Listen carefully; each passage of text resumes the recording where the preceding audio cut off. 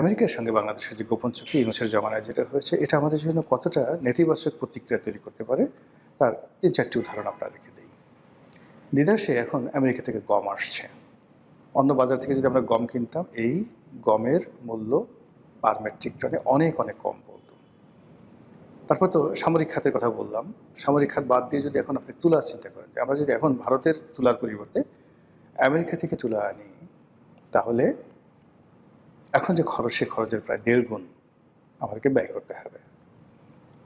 এর বাইরে যেটি স্পষ্ট হয়ে গেছে সেটা হলো যে আমাদের তেল গ্যাস যে অনুসন্ধান, এটা সম্ভবত অ্যাবসলিউটলি আমেরিকার হাতে চলে গেছে।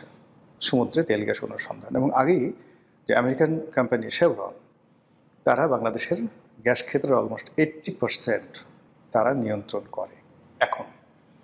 তো এই শেভরন থেকে শুরু করে অন্যান্য যে সকল আমেরিকান কোম্পানি, তার মধ্যে একজন মোবিলের নাম আমরা শুনেছিলাম শেখ হাসিনার জামানাতে, যারা গভীর সমুদ্রে বঙ্গোপসাগরের উপকূলে এই তেল গ্যাস অনুসন্ধান করবে, এবং সেটা শেখ হাসিনা তাদেরকে দিতে রাজি হয়েছিল ক্ষমতায় থাকার জন্য, এরকম কথাবার্তা শোনা গিয়েছিল। এখন সেই একজন মোবিল, তাদের সঙ্গে ইউনূস সরকার কি চুক্তি করেছে এবং তারা এখন কি কাজ করছে আমরা এখন পর্যন্ত জানি না। নতুন সরকার ক্ষমতা আসার পরে যখন এই যে ফুয়েল ক্রাইসিস হলো, এই ফুয়েল ক্রাইসিসের সময়টিতে আমরা খুব সহজে অনায়াসে রাশিয়া থেকে তেল কিনতে পারতাম। এমনকি ইরানের তেল আমরা এই মুহূর্তে আরও পানির দামে কিনতে পারতাম। কিন্তু ইরান তো দূরের কথা, রাশিয়া থেকে যে আমরা তেল কিনবো, এটার জন্য আমরা অনুমতি চেয়েছি আমেরিকার, ওই যে বাণিজ্য চুক্তি অনুযায়ী। আমেরিকা অনুমতি এখনও দেয়নি। তারা আশ্বাস দিয়েছে যে বাংলাদেশের তেল সমস্যা আরও গভীর হলে তারা দেখবে। কীভাবে দেখবে, এটা আমরা এখন পর্যন্ত জানি না। ফলে আগামী দিনগুলো আমাদের স্বাধীনতা, সার্বভৌমত্ব, আমাদের রাজনীতি, অর্থনীতি কীভাবে থাকছে, এখানে আমেরিকার প্রভাব কতটা থাকছে, এটা ভাবতে রীতিমতো আতঙ্ক অনুভব করছি। এই কারণে যে বাংলাদেশের সঙ্গে আমেরিকার যে সম্পর্ক, ঠিক একই রকম সম্পর্ক কিন্তু তাদের আছে পাকিস্তানের সঙ্গে। পাকিস্তানের সঙ্গে কৌশলগত সম্পর্ক করে তারা এই রাষ্ট্রটিকে সম্পূর্ণরূপে ব্যর্থ করে দিয়েছে।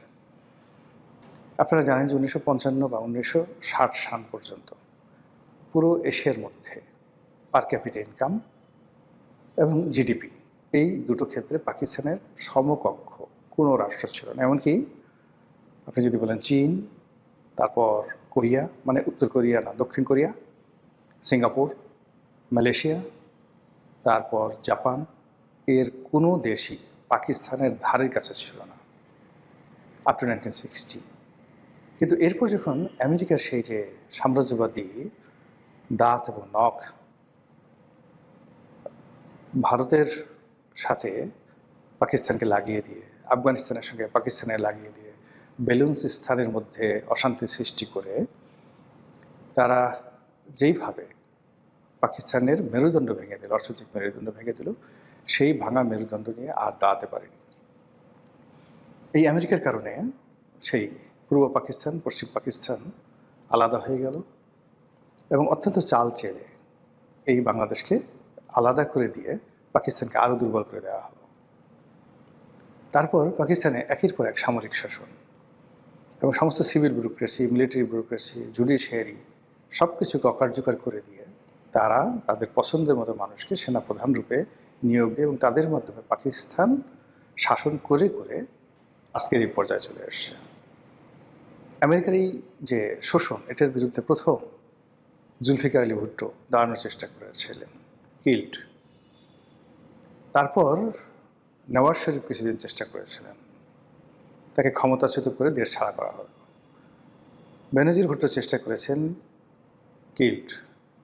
আর সর্বশেষ চেষ্টা করেছিলেন যাকে বলা হয় ইমরান খান। তিনি এখন জীবন এবং মৃত্যুর সন্ধিক্ষণে কারাগারে আছেন, আমরা জানি না কেমন আছেন। বাংলাদেশেও কিন্তু শেখ হাসিনা চেষ্টা করেছিলেন আমেরিকার সাম্রাজ্যবাদের বিরুদ্ধে দাঁড়াতে, তিনি পারেননি, কিন্তু প্রাণে বেঁচে গেছেন। কিন্তু তার যারা লোকজন আছে, সেই লোকজনকে একেবারে রাজনীতি ছাড়া করা, দেশ ছাড়া করা, সব কিছু করার জন্য আমেরিকা যা যা করা দরকার সব কিছু করে যাচ্ছে। করতে গিয়ে আমাদের রাষ্ট্রের যে রক্ত সঞ্চালন, আমাদের রাষ্ট্রের যে অস্থি মজ্জা, সব কিছু তছনছ করে দিচ্ছে। তাহলে আগামীতে আমরা কিভাবে দাঁড়াবো, কিভাবে হাঁটাচলা করব, কিভাবে সম্মুখে আগাবো, এমনকি কিভাবে মারা যাব, সেই বিষয়গুলো হয়তো আমেরিকার তদারকিতে চলবে।